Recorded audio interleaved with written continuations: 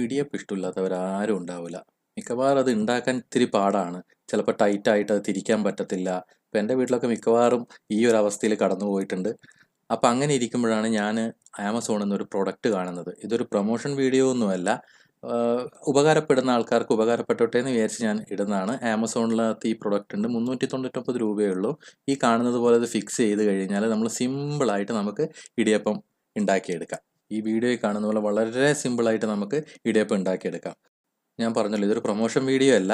നിങ്ങൾ ഗൂഗിളിൽ വെറുതെ ഒന്ന് ടൈപ്പ് ചെയ്ത് കൊടുത്താൽ മതി. അപ്പോൾ നമുക്ക് ഈ പ്രൊഡക്റ്റിൻ്റെ ഡീറ്റെയിൽസ് ആമസോണിൽ ഇത് കാണിക്കും.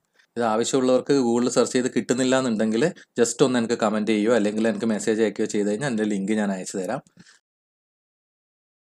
കണ്ടോ, നമുക്ക് വളരെ പെട്ടെന്ന് തന്നെ ഉണ്ടാക്കാൻ പറ്റും.